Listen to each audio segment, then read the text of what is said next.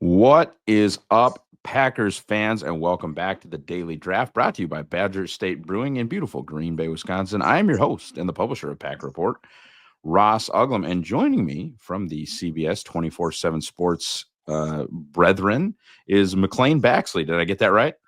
Yes. So, what is it that you do, McClain?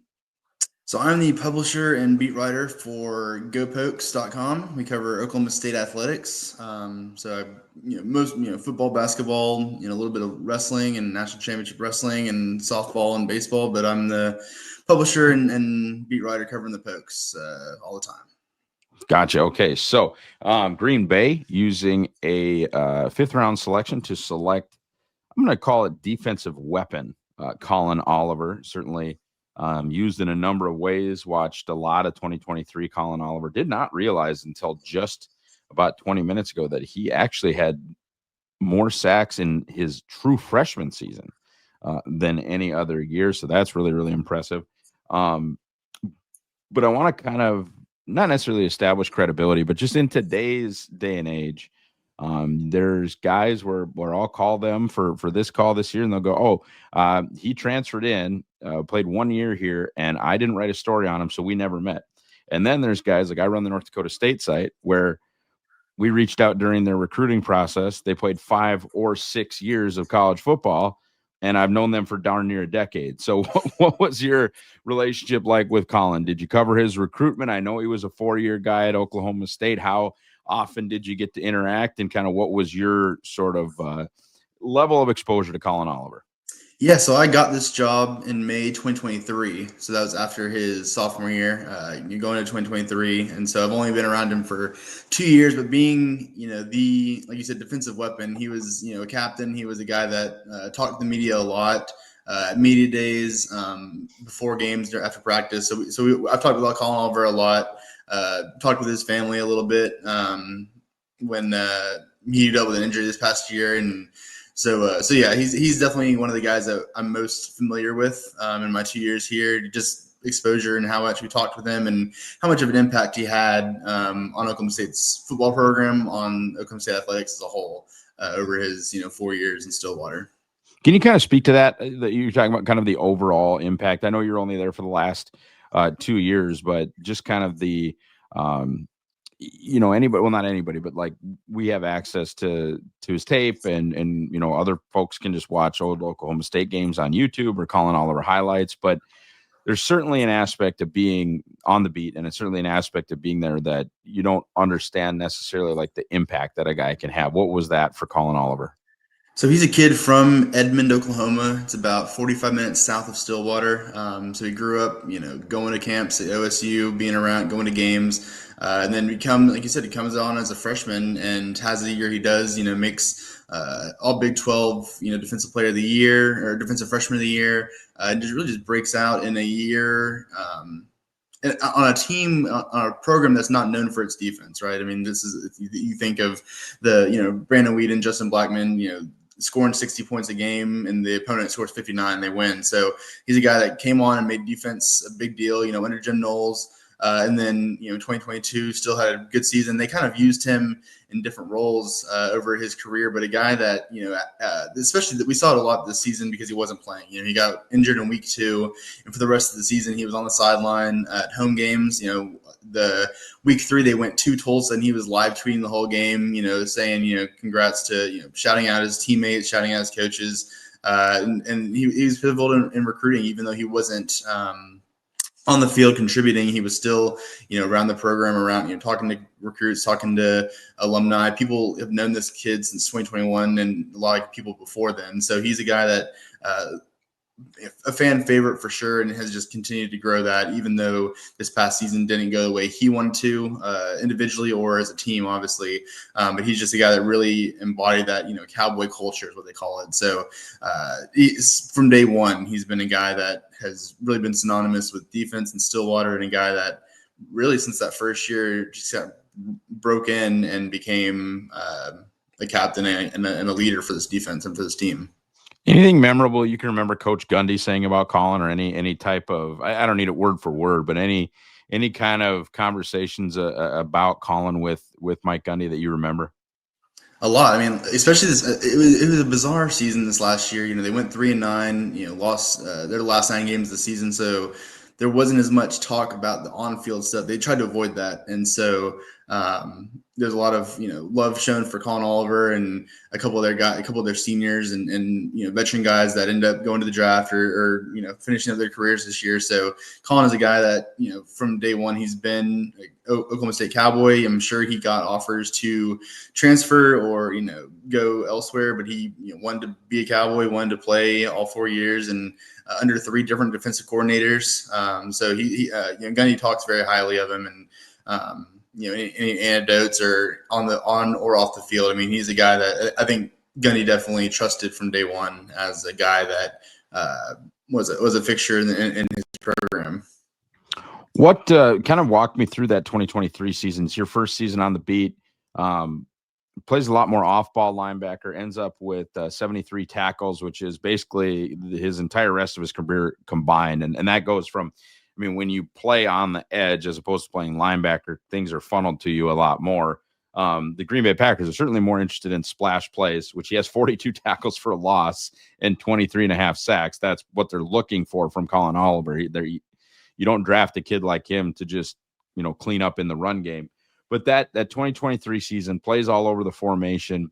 What are your memories from that year? Obviously, we'd love to talk about 2024, but the snaps just aren't there. You got injured.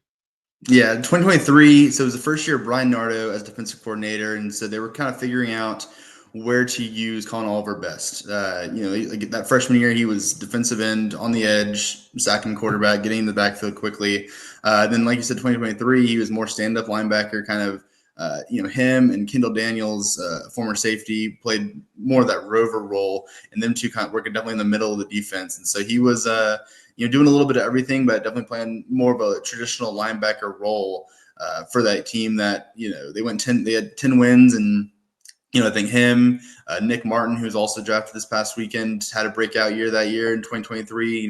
One of the top tacklers in the country at linebacker, and that defense was especially the middle of the defense. The back end was what struggled for the most part, and the pressure wasn't there at times. But for Collin Oliver and Nick Martin, especially, to really hold down that middle of the defense and keep them in games, quite frankly, several times. Especially Big 12 games, he did a good job of really, when there's a lot of struggling on that defense, which kind of bled into this year, where it ended up with all of them being let go at the end of the season.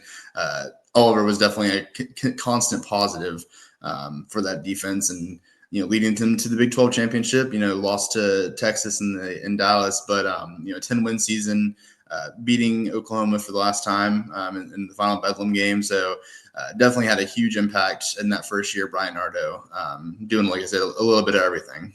Let's talk a little bit about projection.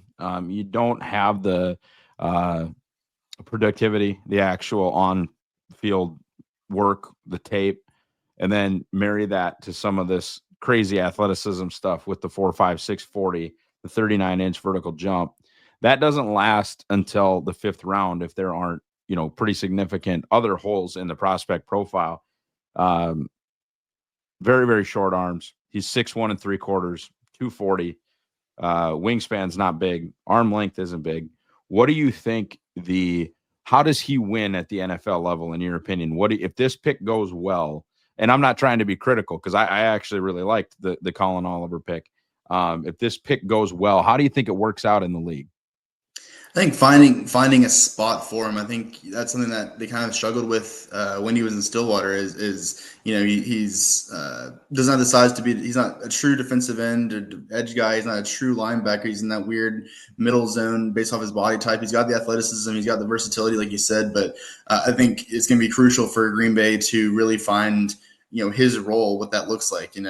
Is it more rushing the quarterback more? Is it playing more stand up? I mean, just finding what. Using his attributes, using his skill and just knowledge of the game to his advantage, and using him the best as he can, which is, I guess, a given for any player at any level. But I think for him, especially because he is in that kind of gray area and undersized, oversized for different positions. But I think really showcasing that that ball IQ where he has a knack for getting to the quarterback. That's one of his best attributes. I mean, I think if he would have stayed healthy this year, he would have broken Oklahoma State's sack record for a career, which is super impressive. Like he said, his best year was a freshman when he sacked. He sacked Caleb Williams to win Bedlam that year. Williams went on to win the Heisman, so he's able to use a little bit of everything. And I think finding the coaching staff, knowing what his skills are, knowing what his weaknesses are, and really just playing to those advantages will be big this season and as his career goes on. Yeah, I'm super interested in the player. It's funny because the lack of film, lack of snaps. I mean, he didn't play this year. I couldn't figure out where a team would use him, and then I didn't have a very high rank on him. I actually had him ranked lower than they ended up taking him. And even with that fact, I was excited about the pick because if you just looked at my spreadsheet, like, oh, this is a reach. But Green Bay has so consistently with this front office wanted these 6'5", 270-pound edge guys that are strong and sturdy, but they're not getting to the quarterback in a hurry, right? It's never going to happen like that. And there's so many things on Oliver's film that happen just like that. And the play's over and it's a turnover or it's a sack or it's whatever. What's your favorite Collin Oliver memory? I mean, you mentioned the sack to win Bedlam, sacking Caleb Williams. Caleb obviously now with the Bears, so that'll get Packers fans really excited. In fact, I might clip that for social media later. But what was kind of your favorite Collin Oliver moment at Oklahoma State? I mean, there's a lot of them. Like I said, we talked to him a lot. We saw him a lot. I think one of them that stands out is my first introduction to him was at Media Day 2023 down in Dallas. So this is the new era. Brian Nardo's first year, and a lot of uncertainty about how Oklahoma State's going to be this year. And so I go down there and I hear all this. Collin Oliver I've done my research. I know who he is, and then we listen to Gundy, we listen to all the coaches, and then all the players come out.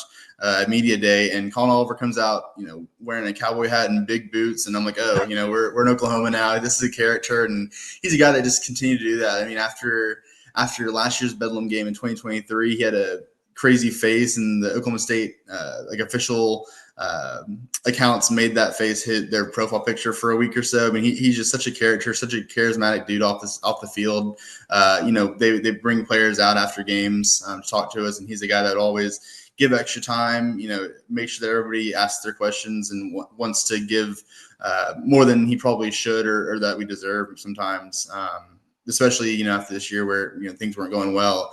But yeah, I mean, that's one that definitely sticks out is just the realization of, oh, here's this, 6 foot something dude that's having a good time. And then you look at him on the field and he's, a menace and a little bit everywhere. So just a really great off the field presence is something that definitely stands out when I think of Collin Oliver and have thought about in these last couple of weeks going through the process.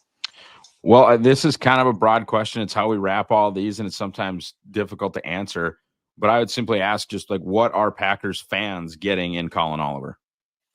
I mean, they're getting a guy that loves football. He's a guy that is a strong family man, and I think that was definitely tested this year. He's a guy that very big in his faith and his family, but also football. I mean, the big 3 Fs. He's a guy that loves Oklahoma, loves the sport, and I think he's a guy that has talent to back it up. A lot of guys can say they love football. They can say they want to dedicate their life to it, but he has consistently in different situations, whether that's against Oklahoma in a top 10 Bedlam game or against South Dakota State in a regular season non-conference game. I think whatever stage he's on, he's going to put on a show and deliver. And it's so unfortunate that his year was limited to a game and a half as his final year in Oklahoma State. But I think Green Bay Packers fans are going to be very excited for a kid that wants it more than they do most of the time. And he's a guy that wants to be the best, wants to showcase and continue to prove people wrong through his